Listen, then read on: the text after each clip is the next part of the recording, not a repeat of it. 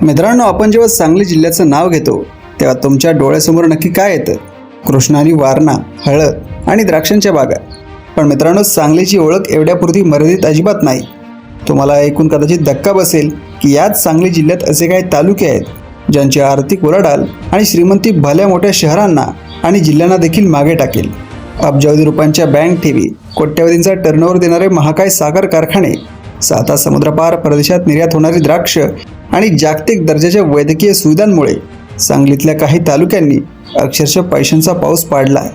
आजच्या व्हिडिओमध्ये आपण सांगली जिल्ह्यातील टॉप 5 सर्वात श्रीमंत आणि प्रगत तालुक्यांबद्दल जाणून घेणार आहोत. यातला 1 नंबरवर असलेला तालुका तर एवढा श्रीमंत आहे की त्याचा दरडोई खर्च आणि मेडिकल व उद्योगातील उलाढाल तुम्हाला विचार करायला भाग पाडेल. त्यामुळे हा व्हिडिओ अजिबात स्किप करू नका, शेवटपर्यंत नक्की पहा. 5व्या नंबरवर येतोय सांगली जिल्ह्यातील सर्वात नवीन पण तितक्याच वेगाने प्रगती करणारा तालुका म्हणजेच कडेगाव. मित्रांनो, कडेगाव तालुक्याचा इतिहास बघितला तर पूर्वी हा भाग बऱ्याचपैकी कोरडवाहू आणि पाण्यावर अवलंबून असणारा होता. इथला शेतकरी पूर्वी फक्त ज्वारी आणि भुईमुग यांसारखी पिके घ्यायचा. पण या तालुक्याने जी काही प्रगतीची झेप घेतली आहे ती खरोखरच कौतुकास्पद आहे. कडेगावची खरी श्रीमंती आली ती इथल्या महाकाय सिंचन योजनांमुळे.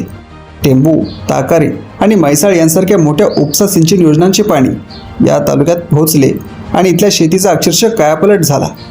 कालव्याच्या भरवशावर इथला शेतकरी आता ऊस, केळी आणि सोयाबीनसारखी नगदी पिके मोठ्या डौलाने घेऊ लागला आहे. ऊसाच्या वाढत्या उत्पादनामुळे या तालुक्यात सोनहिरा सहकारी साखर कारखाना आणि केन ॲग्रो एनर्जी लिमिटेड यांसारखे मोठे साखर कारखाने उभे राहिले आहेत. नुसती पांढरी शुभ्र साखरच नाही तर या साखर कारखान्यांमध्ये वीज निर्मितीचे मोठे कोजनरेशन प्रकल्प सुद्धा आहेत, ज्यातून तयार होणारी वीज थेट MSEBीला विकली जाते आणि त्यातून कोट्यवधी रुपयांची कमाई होते. पण कडेगावची लोक फक्त शेतीवरच थांबली नाहीत, त्यांनी दूरदृष्टी ठेवून उद्योगाकडेही पावले टाकली आहेत. इथल्या MIDCमध्ये 18 हेक्टरवर एक मिनी औद्योगिक वसाहत आणि तब्बल 96 हेक्टरवर पसरलेलं एक भलं मोठं विणकर पार्क म्हणजेच टेक्स्टाईल क्लस्टर उभं करण्यात आलं आहे. या मोठ्या कापड उद्योगामुळे आजूबाजूच्या गावातील हजारो तरुणांना थेट रोजगार मिळाला असून गावागावातून पैसा खेळता राहिला आहे. शेतीमधून येणारा पैसा आणि उद्योगातून मिळणारा हमखास रोजगार यांच्या या भक्कम सांगडीमुळे कडेगाव तालुक्यातील बँकांमध्ये लोकांच्या ठेवी प्रचंड वेगाने वाढत आहेत. सिंचन, आधुनिक शेती आणि सुनियोजित औद्योगिकरण यामुळेच कडेगावने थोड्याच काळात टॉप 5 श्रीमंत तालुक्यांमध्ये आपलं स्थान एकदम पक्कं केलं आहे. हा तालुका पूर्ण राज्याला दाखवून देतो की योग्य नियोजन असेल तर दुष्काळी भागही कसा श्रीमंत आणि सधन होऊ शकतो. 4थ्या क्रमांकावर आहे पलूस तालुका. क्षेत्रफळाचा विचार केला तर हा सांगली जिल्ह्यातील सर्वात लहान तालुक्यांपैकी एक आहे. पण पैशांच्या आणि विकासाच्या बाबतीत तो भल्याभल्यांना भारी पडतो. पलूस तालुक्याची ओळख सांगायची झाली तर हा एक 100% बागायती आणि नेहमीच हिरवागार असणारा तालुका आहे. कृष्णा नदीच्या सुपीक खोऱ्यात वसलेला हा भाग म्हणजे निसर्गाने दिलेली एक मोठीच देणगी आहे. तुम्हाला किर्लोस्करवाडी नक्कीच माहिती असेल. सुप्रसिद्ध उद्योगपती लक्ष्मणराव किर्लोस्कर यांनी याच पलूस तालुक्यात अनेक दशकांपूर्वी भारताचं पहिलं औद्योगिक शहर वसवून एक मोठा इतिहास घडवला होता. पंप आणि वॉल्व निर्मितीचे जागतिक दर्जाचे कारखाने आहेत, ज्यातून दरवर्षी कोट्यवधी रुपयांची उलाढाल होते. या एका महाकाय प्रकल्पामुळे इथल्या हजारो कुटुंबाचं राहणीमान पूर्णपणे बदलून गेलं आहे आणि दरडोई उत्पन्नात मोठी वाढ झाली आहे. याशिवाय पलूस तालुक्यामध्ये द्राक्षांचं अतिशय उत्तम उत्पादन होतं. याच द्राक्षांचा फायदा घेण्यासाठी सरकारने ते तब्बल 53 हेक्टर जागेवर एक अतिरिक्त पलूस वाईन पार्क विकसित केला आहे. या वाईन पार्कमधून तयार होणारी उच्च दर्जाची वाईन थेट युरोप आणि ऑस्ट्रेलियासारख्या प्रदेशात निर्यात केली जाते. कमी क्षेत्रफळ पण जास्त आणि शाश्वत उत्पन्न हेच या तालुक्याच्या श्रीमंतीचं सर्वात मोठं गमक आहे. 3ऱ्या नंबरवर आहे तासगाव तालुका. तासगावची श्रीमंती इतर कोणत्याही तालुक्यापेक्षा एकदम वेगळी आणि थक्क करणारी आहे. जिथे इतर तालुके उसावर आणि साखर कारखान्यांवर अवलंबून आहेत, तिथे तासगावने स्वतःच्या हिमतीवर फक्त एका पिकावर आपली अब्जावधीची अर्थव्यवस्था उभी केली आहे आणि ते पीक म्हणजे द्राक्ष. सांगली जिल्ह्यात जेवढ्या द्राक्षांचं उत्पादन होतं त्यापैकी तब्बल 21% उत्पादन एकट्या तासगाव तालुक्यात घेतलं जातं. इथली विशिष्ट लाल पिवळी माती आणि कोरडे हवामान द्राक्षांसाठी एवढे पोषक आहे की इथली द्राक्ष आखाती देश आणि युरोपमध्ये थेट निर्यात होतात. पण तासगावची लोकं नुसती द्राक्ष विकून थांबली नाहीत, त्यांनी त्या द्राक्षांवर प्रक्रिया करून बेदाणा बनवण्याचा एक खूप मोठा उद्योग उभा केला आहे. तासगावचा पिवळा धमक आणि गोड बेदाणा एवढा प्रसिद्ध आहे की त्याला 2014 मध्ये जागतिक स्तरावर GI टॅग मिळाला आहे.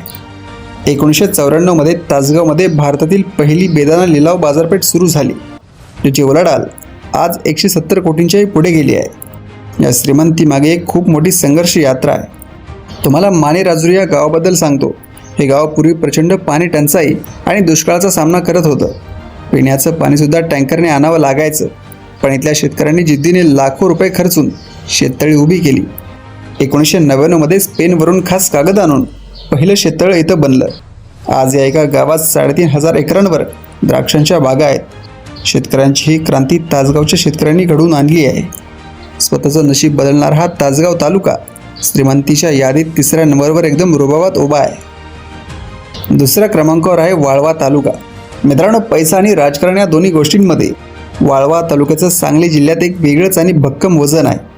हा तालुका कृष्णा आणि वारणा नद्यांच्या अगदी कुशीत आणि मध्यभागी वसला आहे. त्यामुळे इथली जमीन जिल्ह्यातील सर्वात सुपीक जमिनींपैकी एक आहे आणि पाणी अगदी मुबलक प्रमाणात उपलब्ध आहे. वाळवा तालुक्याची अर्थव्यवस्था ही प्रामुख्याने सहकारी तत्वावर चालणाऱ्या महाकाय साखर कारखान्यांवर उभी आहे. इथले कारखाने म्हणजे नुसते कारखाने नाहीत, तर ती पैशांची मोठी इंजिन आहेत. राजाराम बापू पाटील सहकारी साखर कारखाना आणि हुतात्मा किसन अहिर साखर कारखाना हे या तालुक्याचे 2 सर्वात मोठे आर्थिक खांब आहेत. तुम्हाला ऐकून आश्चर्य वाटेल की हुतात्मा साखर कारखाना हा संपूर्ण महाराष्ट्रात शेतकऱ्यांना ऊसाचा सर्वाधिक दर म्हणजेच FRP देणाऱ्या कारखान्यांमध्ये नेहमीच आघाडीवर असतो.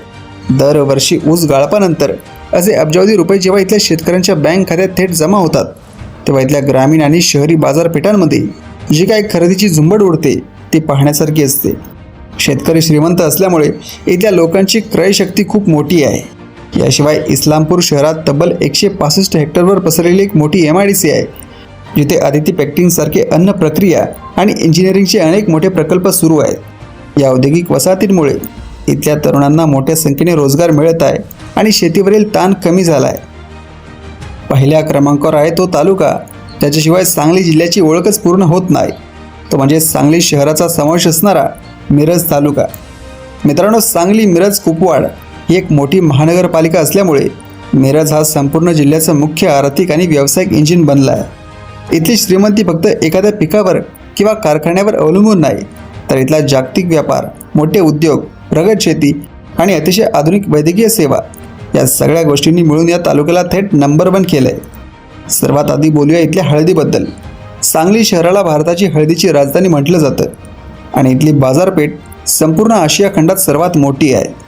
जमिनीखालील ऐतिहासिक पेवांमध्ये हळद साठवण्याची पद्धत आणि आंतरराष्ट्रीय स्तरावर या हळदीला मिळालेला GI टॅग यामुळे दरवर्षी इथल्या हळद मार्केटमध्ये हजारो कोटी रुपयांची प्रचंड उलाढाल होते. दुसरी मोठी गोष्ट म्हणजे इथलं औद्योगिकरण. मिरज आणि कुपवाडमध्ये मिळून जवळपास 400 हेक्टरवर पसरलेली MIDC आहे. या ठिकाणी हजारो लघु आणि मध्यम उद्योग चालतात. तसेच कापड आणि इंजिनिअरिंग क्षेत्रातील मंदाना फॅब्रिकसारख्या मोठ्या कंपन्या इथे काम करतात. यातून लाखो लोकांना थेट रोजगार मिळतो. पण याहीपेक्षा एक जबरदस्त गोष्ट म्हणजे मिरज आणि सांगली मिळून असलेलं वैद्यकीय क्षेत्र. म्हणूनच अफाट पैसा, आंतरराष्ट्रीय व्यापार, उच्च राहणीमान, शहरीकरण आणि नोकऱ्यांच्या बाबतीत मिरज तालुका हा सांगली जिल्ह्यातील निर्विवाद किंग आहे.